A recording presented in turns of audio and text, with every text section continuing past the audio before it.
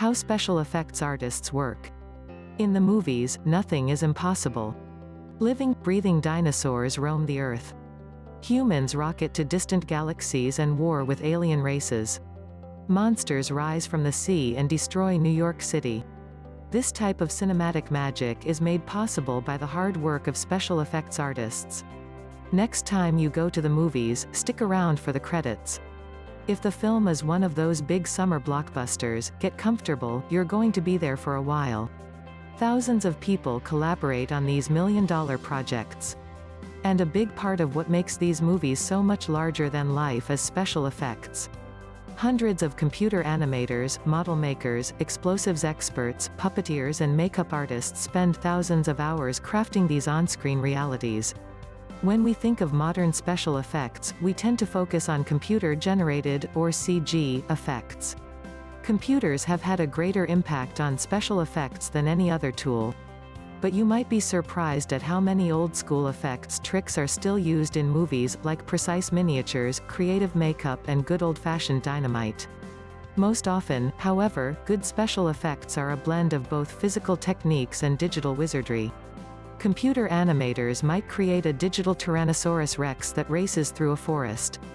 Pyrotechnics experts set up controlled explosions that splinter tree trunks and branches as the digital creature crushes through them. When it's time for the beast to grab the hero in his teeth, the animatronics team creates a giant mechanical puppet of the T-Rex's head.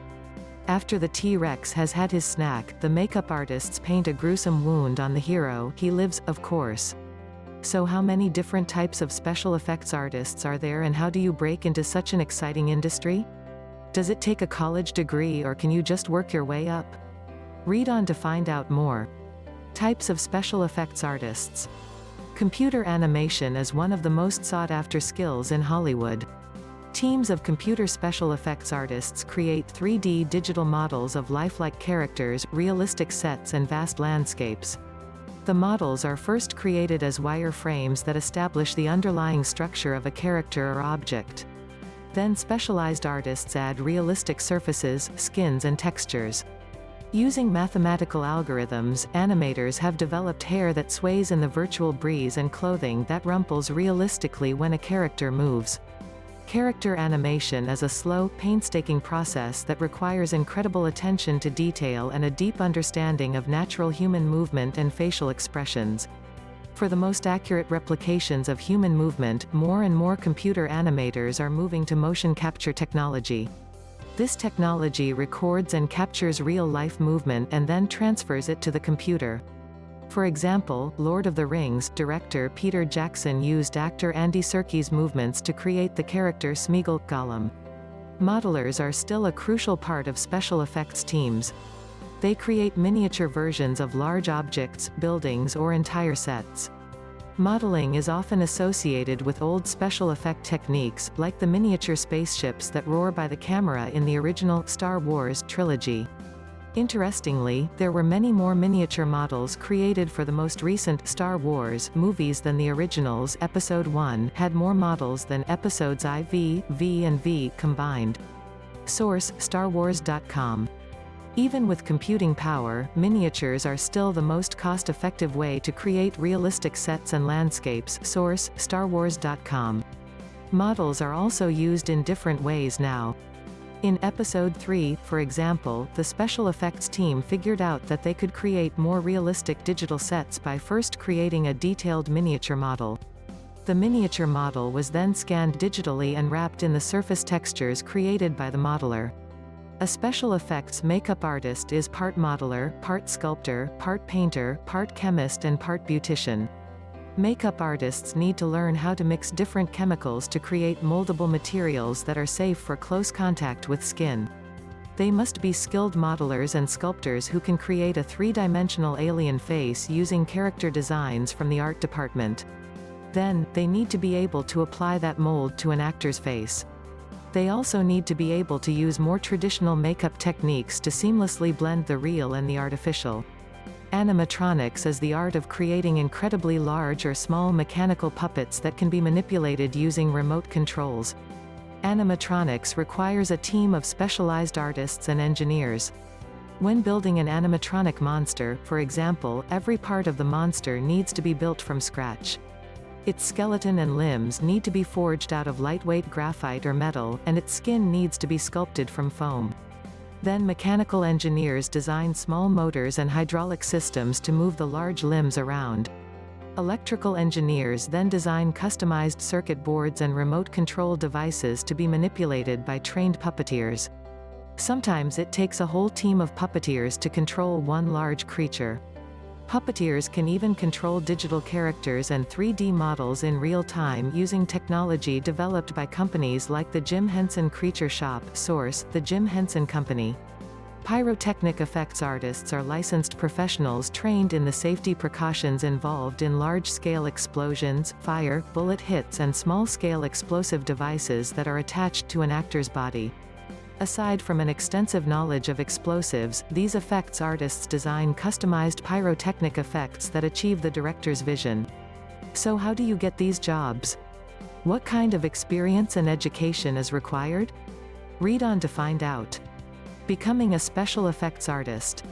The best way to become a special effects artist is to start young. Absorb all the information you can get your hands on. There are dozens of websites and specialty magazines that cater to special effects professionals and hobbyists like Cinefex, Fangoria, The Modeler's Resource, and Amazing Figure Modeler, Source, Assortment.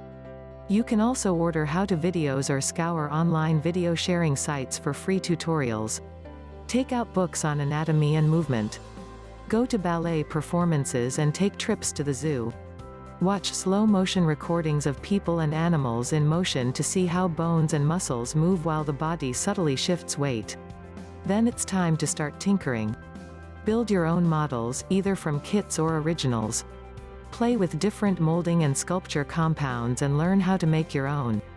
Volunteer at your local haunted house and see what kinds of scary and innovative gags you can come up with. Get together with your friends and make your own low-budget horror films. While a degree in special effects isn't absolutely necessary, it may be the best way to quickly get experience and basic training in all of the special effects fields. Most college programs offer introductory classes in art history, drawing, sculpture and traditional animation and movement.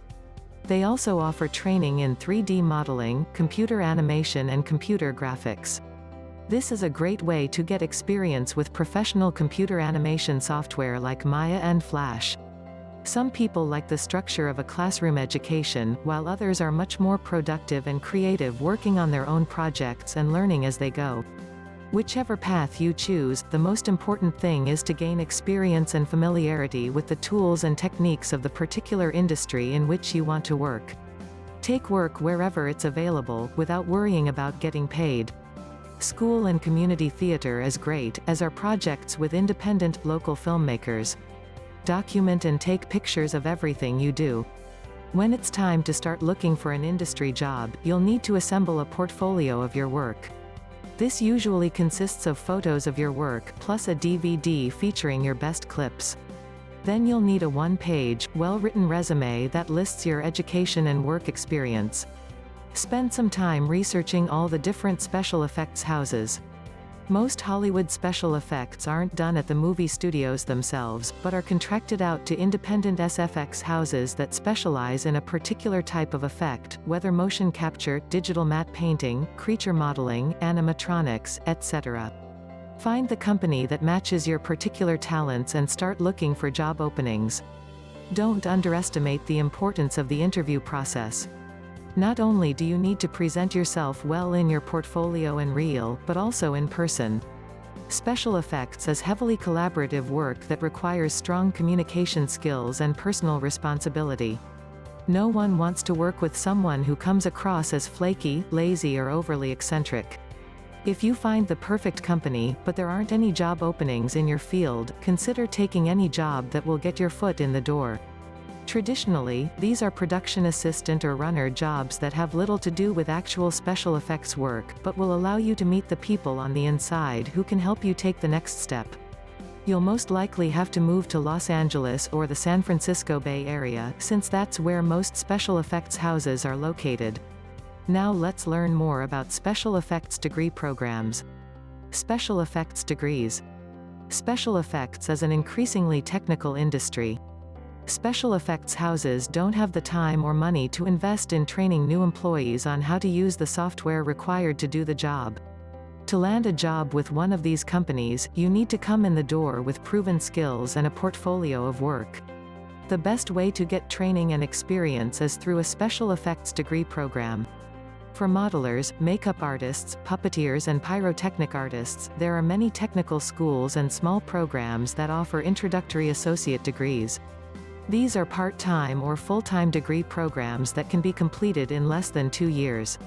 These programs teach the core principles of modeling, sculpture, anatomy and animatronics, giving students a chance to build a small portfolio and make some industry contacts. The majority of degree programs in visual effects and computer animation are found at art schools and film schools.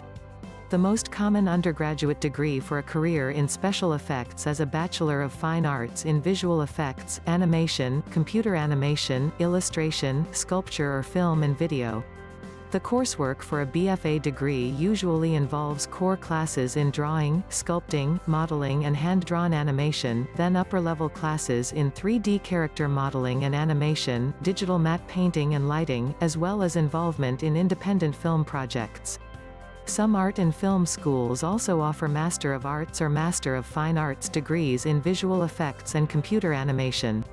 These highly focused degree programs offer in-depth exploration of a particular facet of computer animation and visual effects. There's usually an emphasis on collaborative projects, which is an excellent opportunity to build up an impressive digital portfolio.